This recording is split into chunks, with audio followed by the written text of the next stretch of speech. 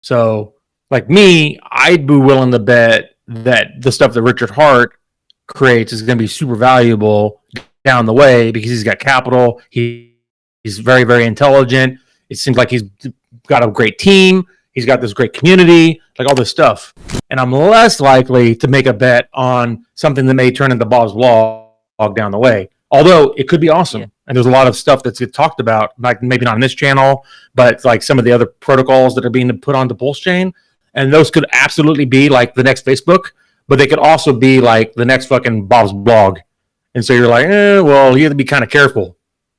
You know, nothing against those protocols, but you know, you kind of have to like make sure that you're not investing in Bob's blog with your whole stack. Yeah, it's going to be interesting. Do you know what? You know this fluid dynamics thing that Richard was working on. First of all, you know that fluid. Yeah, CFD token that he was working on. First of all, it's called CFD token. It was like 3 or 4 years ago. Yeah. What was right? So it came up in the discussion like a few days back, and somebody said quickly like it was to utilize the waste that was being. Was it the waste electricity that's being produced by Bitcoin mining to turn it? No, not Bitcoin mining. Oh, here's what it was. It was. What was it? So there's a fluid dynamic. I don't really know that much about it, but it's like a very computing intensive type of programming. Like, you know, like it's really hard to compute that stuff apparently. So he was gonna figure out a way that you could run a servers to compute fluid dynamics. But then because if you put that effort in, then you'd receive this token. So the mining isn't, instead of doing 256 SHA mining, you know, where you're generating a random number and if it has the correct number of zeros, difficulty, then you get the block reward. It was going to be like you put your computing power to compute these fluid dynamic algorithms, and then you get the CFD token. And then he was working on that for like a year, and then obviously he kind of scrapped that, and we ended up going with Bitcoin Hex. He said it was too difficult. It was so difficult it couldn't complete it.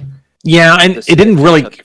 I was there listening to his videos about that, and I was like, I'm gonna pass on that one because that looks like not a very good idea at all. And then I was super happy when he moved on to the CD, the blockchain CD, Bitcoin Hex, it turned into Hex and all that. Much more happy with that one. Yeah, because that didn't exist, did it? There was no crypto CD, and he's probably thinking, how come nobody's created that yet? All right, then I'll do it. Yeah, and then Uniswap wasn't even a thing. Like when Hex launched, I never even heard of Uniswap, even though it had been out for like a year or something. It had been out for a while, and I'd never even heard of Uniswap until after Hex launched, and then we added liquidity to Hex, and we were like the dominant pair on Hex in the early days, which is so funny because, you know, Hex was being hated on so bad. Of course, everyone talks about that. Well, I didn't know that Hex was like one of the main things on there at the beginning of Uniswap. Like Richard says, he says, I carried Uniswap on my back at the beginning.